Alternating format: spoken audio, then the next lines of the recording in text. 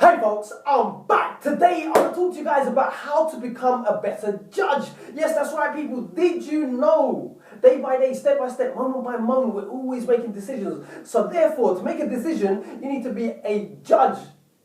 Whether you're a good judge or a bad judge, it doesn't matter. You're still judging something. You're judging a person. When you meet them first-hand experience, face-to-face, that you've got a prejudgment about them already, the way that they come across, the way they carry themselves. And it can be through interaction or a transaction. Whether it be hitting targets, whether it be trying to make a decision, you're always weighing things up. Whether it be big or small throughout your day, we're always making judgments. We're always making judgments about something. If it's not about something, then it's about someone. And if it's not about someone, then it's about something. People. My question is this. It's not a question, it's an observation. How do we become, well, it is a question, sorry. How do we become a better judge? Now, in order to become a better judge, let's think, what are the requirements? What must we do? Do we need to be in a position of authority? Not necessarily. I'll tell you what. A better judgment, a good judge, comes from making a lot of mistakes and learning from them so you don't make the same ones over and over again. But do you know the funny thing is, knowing us human beings, we may know something and we may try and avoid not making the same mistakes over and over again, but we end up doing it in a different area of our life. Because it's in our nature to make the same mistakes over and over again. But the difference is, the more mistakes that you make over and over again, you're tweaking. Yes, that's right, people. You can't change it overnight. But it's about continued growth. You're always going to make mistakes. You pick yourself back up. You learn a little bit. Carry on. Make mistakes. Make more mistakes. And you carry on. And you just take the learning. Sometimes the learning can be just that little tweak. That little thing that you just learned from that mistake. Or sometimes the learning can be massive. Which creates massive change.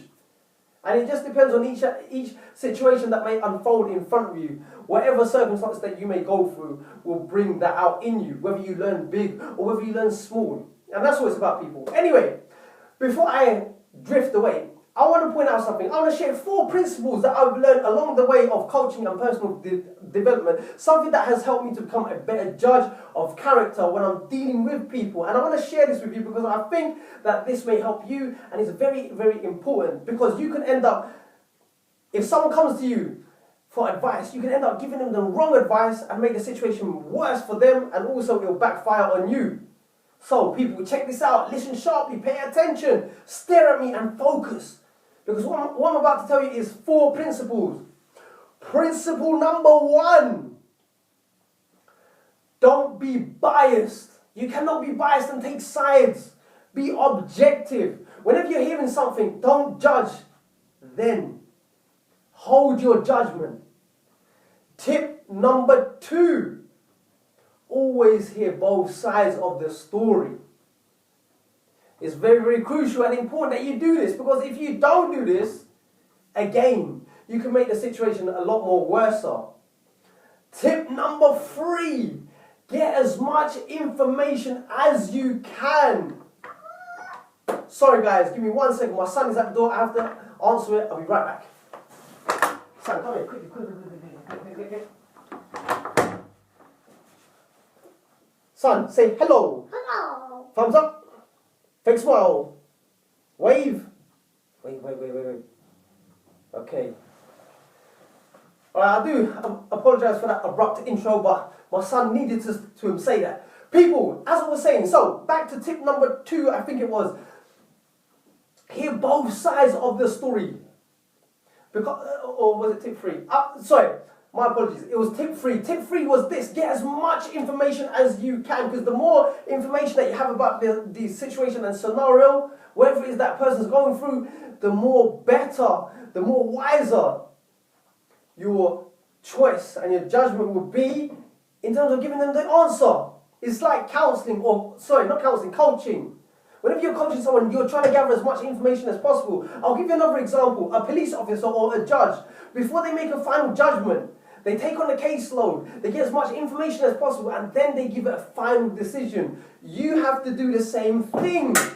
Gather as much information as you can, because the quality of your answer will be impacted upon the quality of information you have. If you have small bits of information, then your answer is not going to be all that.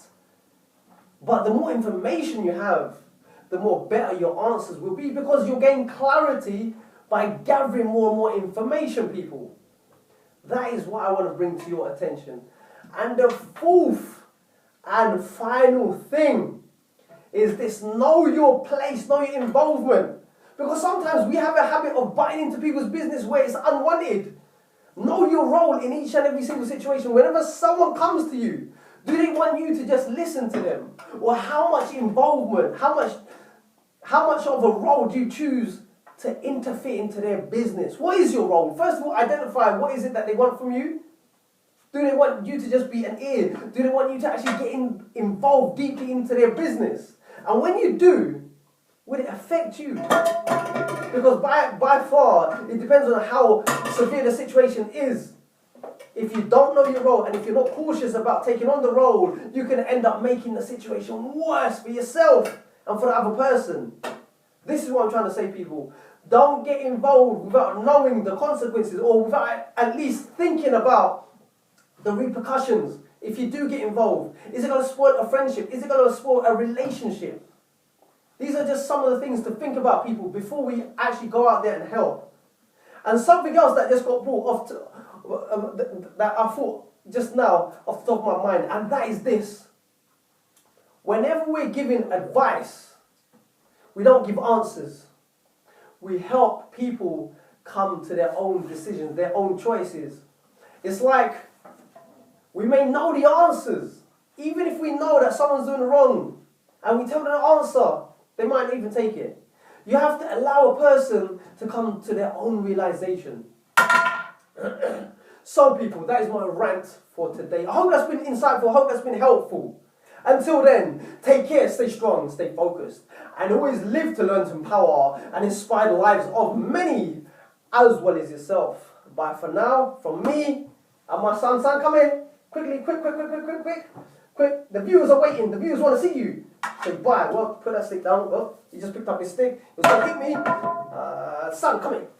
Okay, get that sweet off your little face. Say bye. Bye. Say